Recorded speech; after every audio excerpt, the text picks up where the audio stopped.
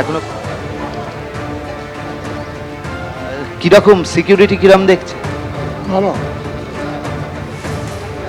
কখন ভোট দেবেন? নিয়ে আসি, আইডেন্টি কার্ড নিয়ে আসি। উনি এসেছিলেন, আইডেন্টি কার্ড আনেননি, তার জন্য আবার ওনাকে ফেরত যেতে হচ্ছে। আরও অনেকে রয়েছেন যারা ভোট দিতে আসছেন, তাদের সঙ্গেও আমরা কথা বলার চেষ্টা করব। এখানে দাঁড়িয়ে রয়েছেন। কীরকম ভোট হচ্ছে? নিরাপত্তা কীরকম? নিরাপত্তা ভালো, খুব ভালো।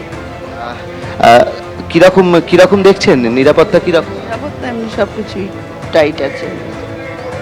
নিরাপত্তা এখানে ঠিকঠাক রয়েছে। আমরা দেখতে পাচ্ছি, দেখো কেন্দ্রীয় বাহিনী এখানে দাঁড়িয়ে রয়েছে এবং তারাই সমস্ত চেক করে ভেতরে ঢোকাচ্ছেন এবং পাশে মডেল বুথও করা হয়েছে। সব মিলিয়ে কিন্তু নিরাপত্তা ঠিকঠাক রয়েছে এখনো অবধি এবং তার মাঝখানেই এখানে ভোট গ্রহণ পর্ব চলছে। আমরা যে রয়েছি দিনহাটা হাই স্কুলে, Dinhata high school girls high স্কুলে। এখানে দেখতে পাচ্ছ যে এখানে একটা বিষয় হচ্ছে, যিনি এখানকার বিজেপি প্রার্থী এবং যিনি তৃণমূল প্রার্থী, দুজনেরই ভোট কেন্দ্র প্রায় এক। তো স্বাভাবিকভাবে এই মুহূর্তে আমরা দেখতে পাচ্ছি যে বিজেপির যিনি প্রার্থী হয়েছেন তিনি এই মুহূর্তে এসছেন এবং তিনি ভোট দিতে এসছেন, তিনি ভোট দিচ্ছেন। কিছুক্ষণ বাদেই হচ্ছেন যিনি তৃণমূল কংগ্রেসের প্রার্থী রয়েছেন তিনিও আসবেন। এখানে আমরা দেখতে পাচ্ছি বিজেপি প্রার্থী অজয় রায়, তিনি এসছেন এবং তিনি ভোট দিলেন। কিছুক্ষণ বাদে হচ্ছে উদয়ন গুহ, তারও আসার কথা রয়েছে। তো এখানে যদি তোমাকে দেখাই, তাহলে এখানে আমি তোমাকে দেখাবো যে কীরকম এখানে ভোট হচ্ছে, তোমাকে দেখাবার চেষ্টা করব। এখানে দেখো যে প্রচুর মানুষ দাঁড়িয়ে রয়েছেন এখানে লাইনে, এখানে প্রচুর মানুষ দাঁড়িয়ে রয়েছেন এবং এখানে কেন্দ্রীয় নিরাপত্তা বাহিনী যেটা রয়েছে, কেন্দ্রীয় নিরাপত্তা বাহিনীও এখানে রয়েছে। এটি দিনহাটাতে একদম বহু মানুষ ভোট দিয়ে যারা বেরোচ্ছেন, বয়স্ক মানুষজনও রয়েছেন, তাদের সঙ্গেও কথা বলে নেওয়ার চেষ্টা করব। এখানে নিরাপত্তা বাহিনী, যে কেন্দ্রীয় নিরাপত্তা বাহিনী রয়েছে, তারা কিন্তু একদম নিরাপদে ভোট করাচ্ছেন। বলছি, ভোট দেওয়া হলো? একটু আগেই আপনাদের দেখিয়েছিলাম নওদায়, যেখানে গতকাল একেবারে বোমা বিস্ফোরণের মতো ঘটনা ঘটেছে। তৃণমূল কংগ্রেসের প্রার্থী তিনি অভিযোগ করেছেন তাকে লক্ষ্য করেই নাকি এই বোমা ছোড়া হয়েছে। আমি এই নিয়ে আলোচনায় আসবো। আমি প্রাক্তন পুলিশ কর্তা অরিন্দম বাবুর কাছে এই জায়গায় যাব। অরিন্দম বাবু, একেবারে বজ্র আটুনি ফসকা গেরো, সেটাই কি বলা যায় এই ঘটনাকে? সোজাসুজি প্রথমেই বলতে হয় যে মানুষ বেঁচে থাকে আশা, ভরসা এবং তার বিশ্বাসের উপরে।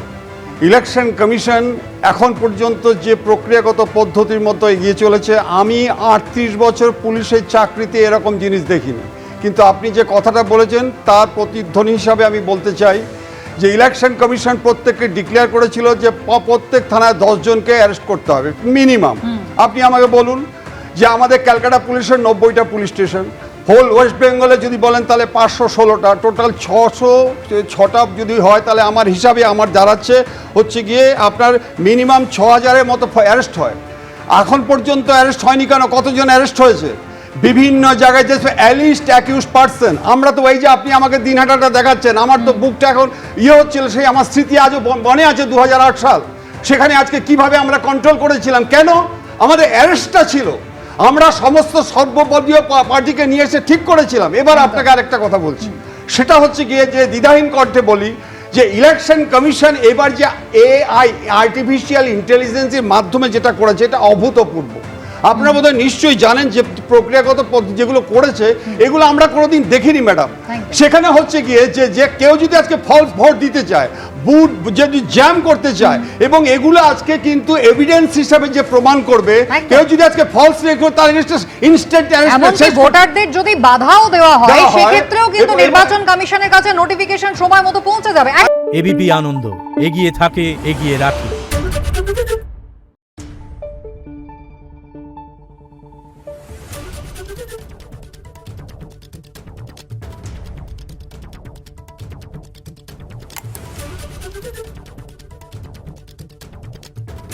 Thank you.